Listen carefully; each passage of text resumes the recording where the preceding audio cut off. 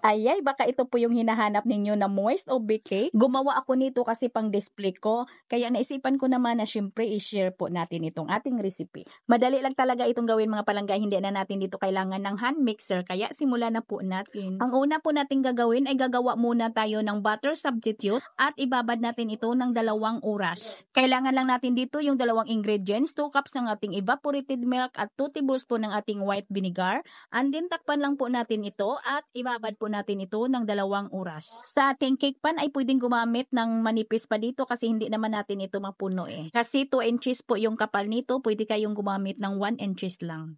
So dito pagkatapos po nating na-prepare yung ating cake pan ay mag-prepare na po tayo ng ating mga dry ingredients.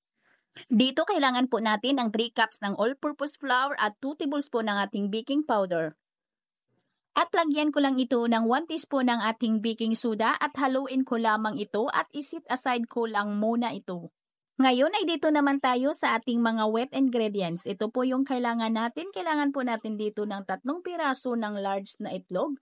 Haluin lamang natin ito ng kaunti. Batihin lang muna natin. At maglagay po tayo dito ng 1 cup ng ating light brown sugar at 1 cup ng ating white sugar. At maglagay tayo dito ng 1 teaspoon ng ating iodized salt at 3 tablespoon ng ating OB powder flavor. Para hindi lusaw yung kulay ay maglagay po tayo dito ng 1 teaspoon ng food color OB violet. At para magiging labas na labas talaga yung kulay OB. At yung ating 3/4 cup plus 1 tablespoon ng ating mantika. And then haluin lang po natin yan at ilagay na natin dito yung ginawa po nating buttermilk substitute. Ito po yung hitsura niya mga palangga sa ating buttermilk substitute na binabad po natin ng 2 oras. Ayan po, lumapot siya. At ihalo na po natin dito sa ating mga wet ingredients at haluin lang po natin yan. Tunawin lang muna natin yung ating asukal at yung ating asin. Ayan, at nang halos natunaw na po natin yung ating asukal, ay unti-unti na po natin itong ilagay sa ating mga dry ingredients. At para magiging moist talaga yung outcome ng ating ube cake, ay yung ating bake dito ay hindi po mataas yung time. At yung ating init ng ating oven dito ay medyo mataas po. At hindi mahaba yung ating time baking dito para hindi maging dry yung loob ng ating ube cake. Sa aking oven po yan ha, pero hindi tayo magkapareho ng kiliti ng ating oven. Kailangan po ay kabisaduhin nyo talaga yung oven po ninyo. Basta dito sa aking oven, ito po yung aking baking time. At depende na din po yan sa mga nilalagyan po natin ng mga lyanera. Kung medyo marami yung mixture ninyo na malaki yung lyanera na nilalagyan ninyo ay taas-taasan nyo na rin yung inyong baking time. Pero yung kaunti lang yung mixture ninyo na maliit lang yung lyanera ninyo ay adjust na lang kayo sa inyong time. Basta tingnan nyo lang, tusukin nyo lang sa stick pag may sumama na mga cake batter pa ay ibig sabihin na hilaw pa. Ayan ang mga palangga, napakalambot yan ha. Yumok ba? Humok ba? At syempre ay malamig na po ito ha. Kailangan ay malamig na po yung ating cake bago po natin ito i-unmold, i-release sa ating molder para hindi masira yung ating cake. At isit aside lang muna natin itong mga palangga. Gagawa muna tayo ng ating frosting. Meron po tayo ditong 200 grams ng ating whipped paste cream at 70 grams ng ating cold water. At bago natin ito lagyan ng malamig na tubig ay batihin muna natin yung ating cream paste ng mga 2 minuto. At pagkalipas ng 2 minuto ay scrape muna natin at batihin natin ito ulit.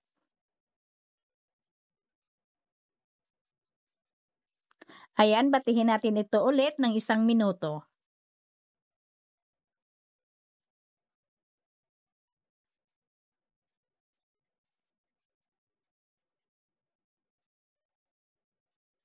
Pagkalipas ng 1 minuto ay lagyan na po natin ng cold na tubig.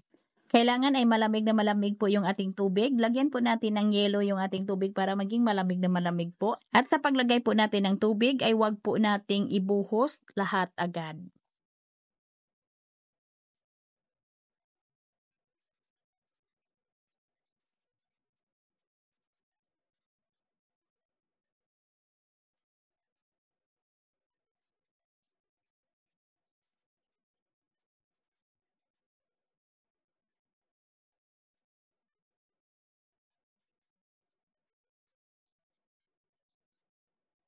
Ayan, at nang nailagay na natin lahat yung ating tubig, ay batihin natin ito ng nasa 6 to 7 minutes.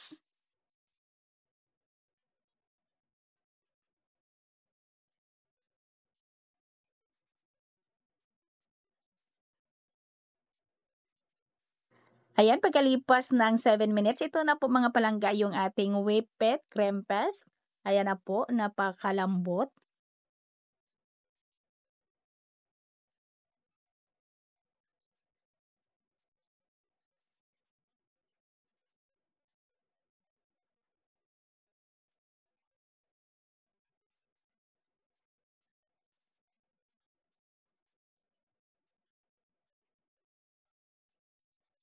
At dito sa ating frosting ay kukuha lang po ako ng ilagay po natin dito sa ating ibabaw ng ating cake. Lagyan ko lang po ng flavor OB.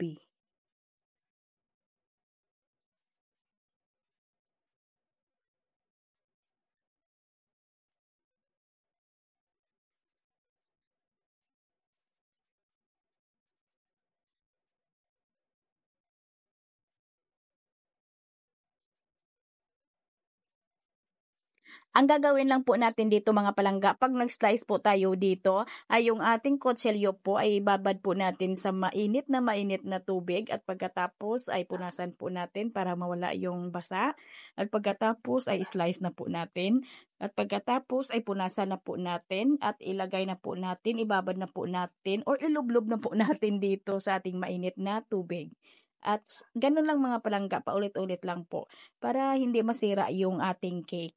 Kung nag-slice na po tayo, para madali lang po talagang i-slice. Ayan ang mga palangga, hindi po ako maglagay or magbigay sa inyo ng costing ha, kasi hindi naman tayo magkapareho ng mga binibilhan po natin na mga prices ng ating mga ingredients at lalo lang hindi po tayo magkapareho ng laki ng ating slice. Kayo'y mag-costing lang bago kayo magbenta. Para may ideya lang kayo kung magkano po yung bintahan ko dito is 28 pesos po. Sana may natutunan. Magkita-kita po tayong muli. Ito po inyong Kainday Tinapay. Maraming salamat at bye-bye.